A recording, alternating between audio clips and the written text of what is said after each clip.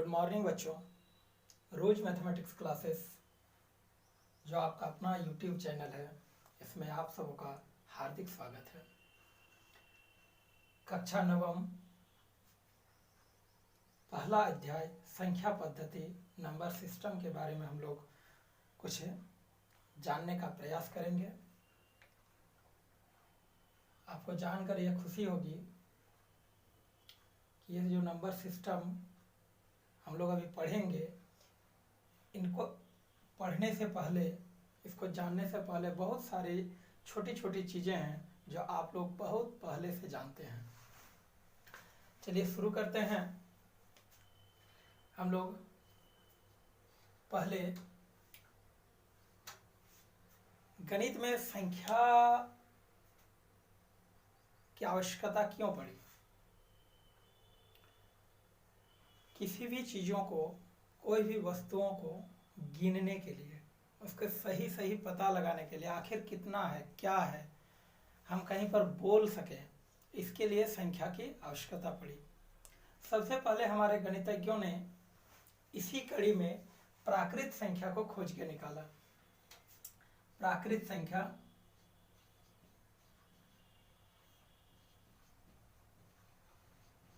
जिसे हम लोग अंग्रेजी में नेचुरल नंबर बोलते हैं, इसके बारे में हम लोग कह सकते हैं कि प्राकृत संख्या किसे कहते हैं। तो प्राकृत संख्या गणनीय संख्या को कहेंगे, गणनीय संख्या को प्राकृत संख्या कहेंगे। अंग्रेजी में इसको बोलेंगे काउंटेबल नंबर।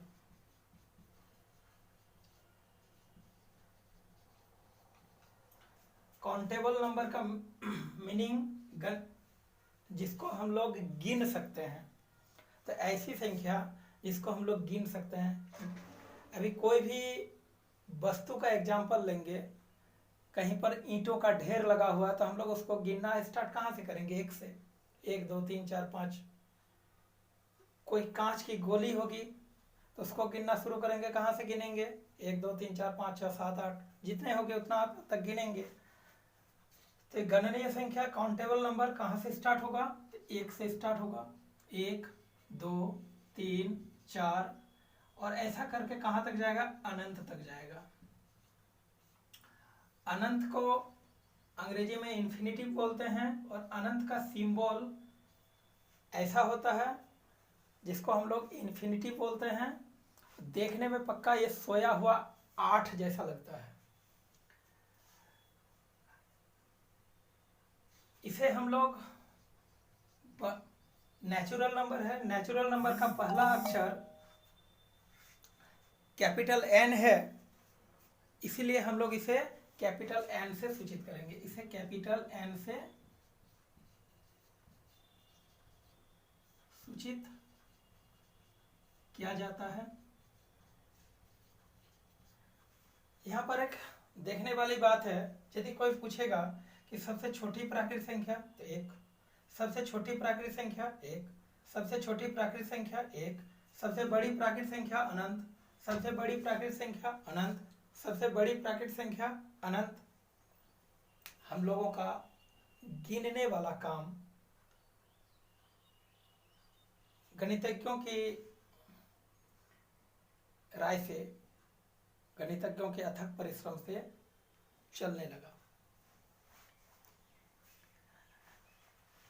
आपको जानकर ये खुशी होगी कि कोई भी गणितज्ञ या कोई भी वैज्ञानिक कोई एक खोज को करने के बाद चुपचाप नहीं बैठते हैं।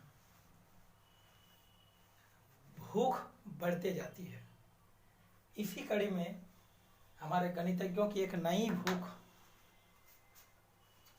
जागृत हुआ। नई भूख ने जन्म लिया कि हमने 1 से शुरू तो कर दिया, क्या 1 से छोटी संख्या नहीं हो सकती है? तो इसी कड़ी में हमारे गणितज्ञों ने खोज के निकाला कि बिल्कुल हो सकती है। 1 से छोटी संख्या 0 हो सकती है। हम लोग बोलते भी हैं कि 1 से छोटी 0, 0। तो 0 1 2 3 4, 5 और ऐसे करके कहाँ तक चला गया, ये भी अनंत तक चला गया। वैज्ञानिकों के मन की जो भूख था वो शांत हो गया और उसने बोला कि हाँ, हम लोगों का खोज पूर्ण हो गया, खोज पूर्ण हो गया। और इसीलिए इस प्रकार के संख्याओं का नाम पूर्ण संख्या दिया गया। पूर्ण संख्या जिसे होल नंबर कहते हैं, कि हम लोगों का खोज पूर्ण हो गया। तो किससे, जीरो के खोज कर लेने से पूर्ण हो गया। इसलिए जीरो से स्टार्ट करके टोटल नेचुरल नंबर, टोटल प्राकृतिक संख्या, यहां से देखिए ये टोटल क्या है, नेचुरल नंबर है, प्राकृतिक संख्या है। ये केवल नेचुरल नंबर में, प्राकृतिक संख्या में जीरो को जोड़ दिया गया तो हम लोगों को पूर्ण संख्या मिल गई। इसे W से सूचित किया जाता है।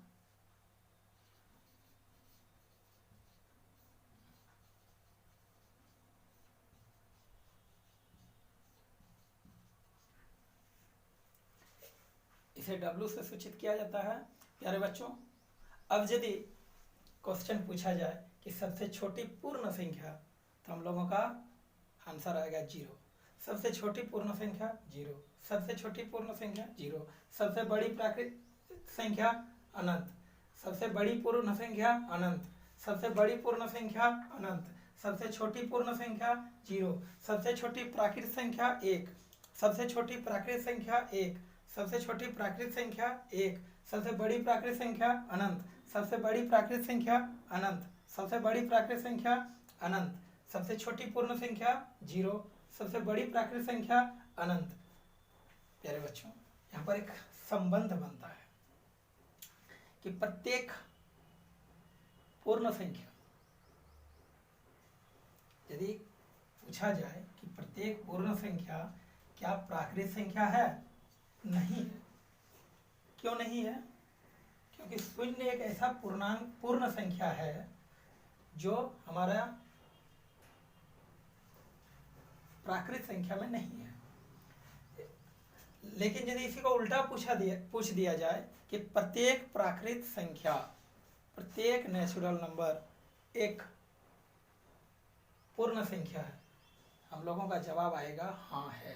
प्रत्येक प्राकृतिक संख्या एक पूर्ण संख्या है, क्योंकि प्राकृतिक संख्या नेचुरल नंबर 1 से स्टार्ट होता था। यहाँ देखिए 1 से लेकर अनंत तक ये पूर्ण संख्या में है। इसलिए सभी प्राकृतिक संख्या एक पूर्ण संख्या है।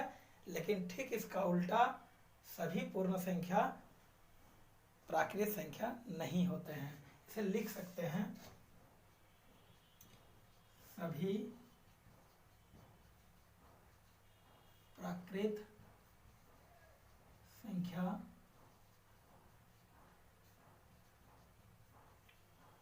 पूर्ण संख्या होते हैं। सभी पूर्ण संख्या प्राकृतिक संख्या नहीं होते हैं।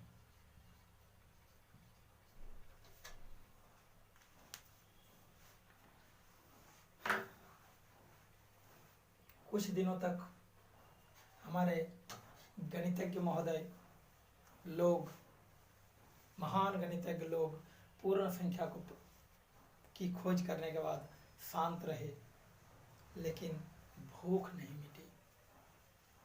आगे एक विचार ये आया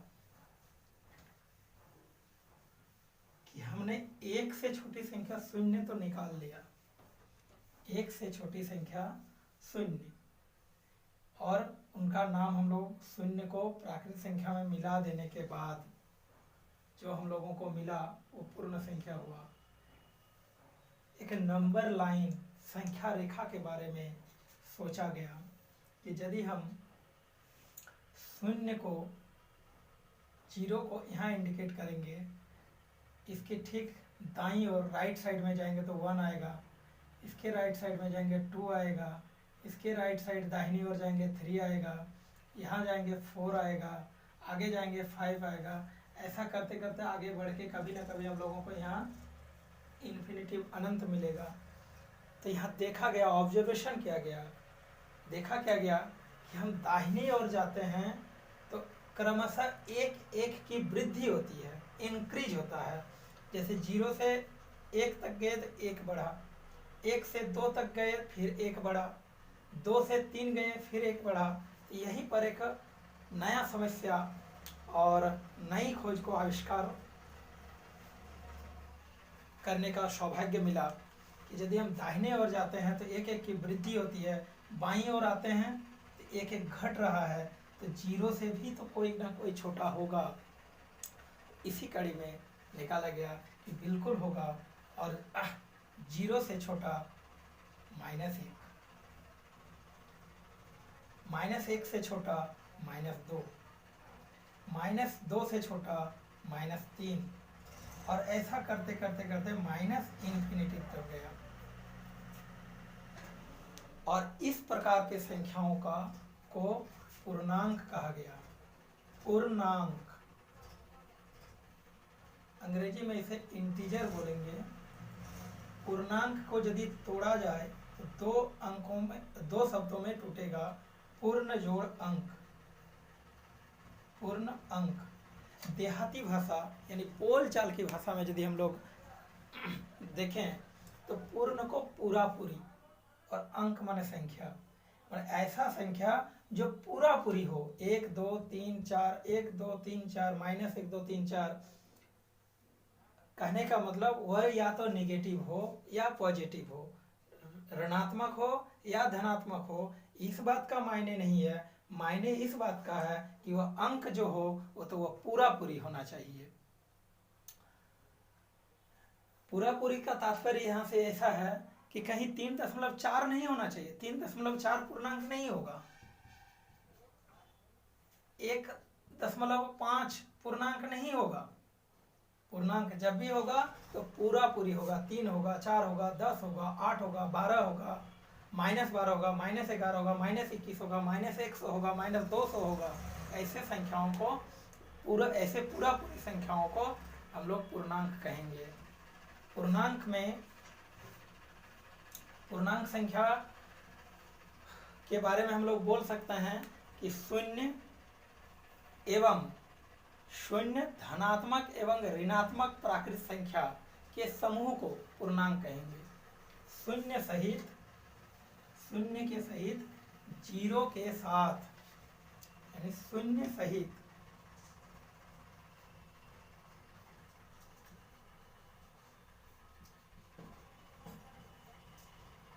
ऋणात्मक एवं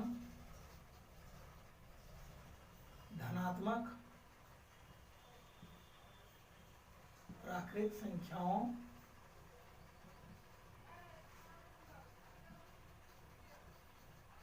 के समूह को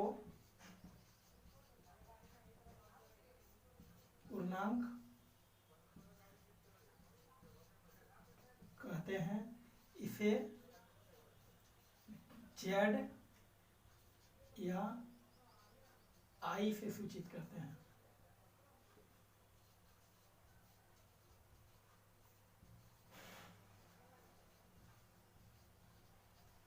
एग्जाम्पल जैसे में 0 हो गया, +-1, +-2, +-3, और ऐसे करके ±∞ तक। अभी हम लोगों ने नंबर लाइन में देखा यदि ये 0 है, 1 है, 2 है, 3 है, इधर -1, -2, -3, इधर हम लोग आगे बढ़ेंगे तो हम लोगों को +∞ मिलेगा, इधर आगे बढ़ेंगे तो -∞ मिलेगा। इससे कुछ क्वेश्चंस बनेंगे जो हम लोग बचपन से जानते भी आ रहे हैं और देखते भी आ रहे हैं कि सबसे छोटी पूर्ण संख्या 0, सबसे छोटी प्राकृत संख्या 1, सबसे बड़ी प्राकृतिक संख्या अनंत, सबसे बड़ी प्राकृतिक संख्या अनंत, सबसे बड़ी ऋणात्मक संख्या, ऋणात्मक नेगेटिव नंबर, यदि सबसे बड़ी नेगेटिव ऋणात्मक संख्या यदि पूछा जाए तो वह होगा -1। क्यों? देखिए कि हम लोग दाहिने ओर जाते हैं तो बढ़ा हुआ संख्या मिलता है, तो -2 से हम लोग दाहिने ओर गए तो -1 मिला, और बाईं ओर आते हैं तो हम लोगों को छोटी संख्या मिलती है। यहाँ भी देख सकते हैं कि हम लोग इधर क्या आ रहे हैं, बाईं ओर आ रहे हैं, तो बाईं ओर आने का मतलब हुआ कि हमको आगे जितनी भी संख्याएं मिलेगी वह छोटी ही मिलेगी, -1 से छोटी, -2। ऋणात्मक में उल्टा होता है, जो देखने में बड़ा होता है वास्तव में वही सबसे छोटा होता है। तो यहाँ पर -1 से छोटा -2, -2 से सब छोटा -3, -3 से छोटा -4, और ऐसे करके ये ∞ जो है ये सबसे छोटी ऋणात्मक संख्या होगी। हम लोग ऋणात्मक संख्याओं में ऋणात्मक संख्याओं में सबसे छोटी संख्या को परिभाषित नहीं कर सकते हैं। यहाँ पर भी हम लोग बोलते हैं कि ऋणात्मक में अनंत होगा।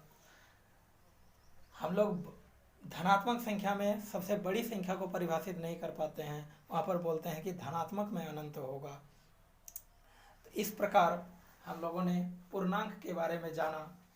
इसमें भी कहीं किसी बच्चों को यदि कहीं प्रॉब्लम आए तो आप हमारे कमेंट बॉक्स में ज़रूर लिखिएगा, मैं आपकी समस्या को समाधान करने का प्रयास करूँगा। पूर्णांक संख्या के बाद भी संख्याओं की खोज करने का सिलसिला जारी रहा। इसके बाद एक विचार आया कि हमने दो संख्याओं को तो निकाल लिया, नंबर लाइन पर दो संख्याओं को इस प्रकार से लिख लिया, 0, 1, 2, 3, -1, -2, -3। विचार इस प्रकार से आया कि आखिर 0 से 1 इतना बड़ा डिस्टेंस, इतनी लंबी दूरी, इनके बीच भी तो कोई संख्याएं होगी। 0 से -1 इनके बीच में भी तो कोई संख्याएं होगी। -1 से -2 इनके बीच में भी कोई संख्याएं होगी। -1 से 2 इनके बीच में भी संख्याएं होगी, और संख्याएं एक नहीं अनेकों होगी। इससे कैसे डिफाइन करेंगे? तो इसमें इसको डिफाइन करने के लिए परिमेय संख्या की खोज की गई।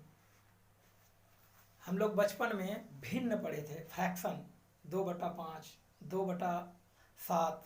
ठीक उसी को आगे बढ़ाते हुए हम लोगों ने पिछले क्लास में जो फ्रैक्शन के बारे में पढ़ा था, भिन्न पढ़ा था, वह केवल धनात्मक भिन्न हुआ करता था।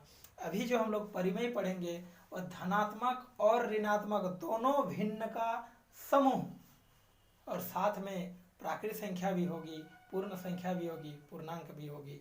कैसे होगा अभी हम लोग देखते हैं।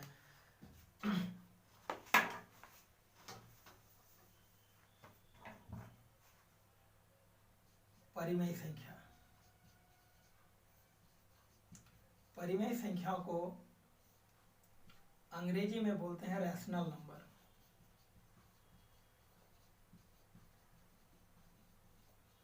इसको कैपिटल Q से सूचित किया जाता है, कैपिटल Q से सूचित किया जाता है। यदि कहीं पर परिमेय संख्या की परिभाषा पूछा जाए, इसको 3 पॉइंट बना लेना है और अपने आसान शब्दों में इसका जवाब देना है। पहला पॉइंट में देंगे कि यह P/Q के रूप में होता है।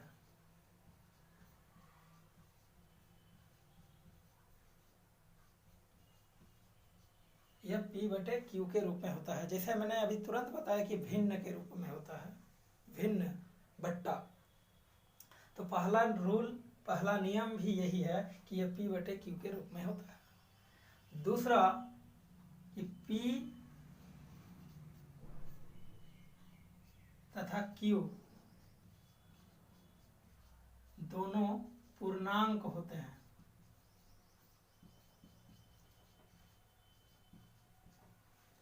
P तथा Q दोनों पूर्णांक होते हैं। पूर्णांक का मतलब अभी हमने बताया कि या तो ऋणात्मक संख्याएं हैं या धनात्मक हो, लेकिन संख्याएं पूरा पूरी होना चाहिए।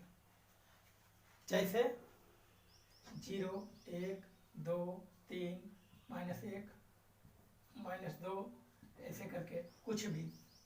और तीसरी सबसे महत्वपूर्ण परिमेय संख्या का, जिसको हम लोग ऋण बोल सकते हैं, इनके बिना परिमेय संख्या का संकल्पना भी नहीं किया जा सकता है। और वह महत्वपूर्ण बिंदु है कि Q जो है वो कभी भी 0 के बराबर नहीं होगा, कभी भी, गलती से भी नहीं। जिस दिन Q 0 के बराबर हो जाएगा उस दिन फिर ये परिमेय संख्या का कोई अस्तित्व नहीं रह जाएगा।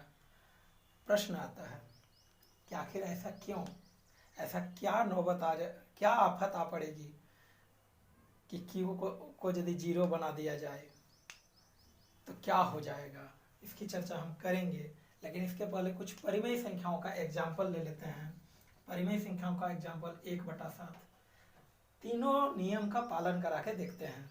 सबसे पहले ये P/Q के रूप में होता है, 1/7 के रूप में होता है, 1/7 के रूप में इसको लिख दिया। दूसरा नियम कि P तथा Q दोनों पूर्णांक है। देखिए P का मान 1 है, Q का मान 7 है। 1 भी पूर्णांक में है, 7 भी पूर्णांक में है, दोनों पूर्णांक है, दोनों नियम पालन कर गया।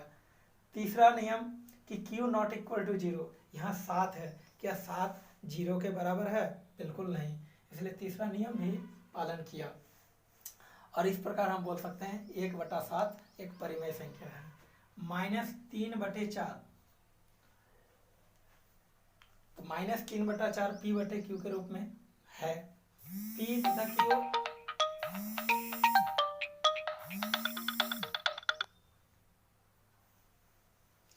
तथा Q दोनों पूर्णांक के रूप में है।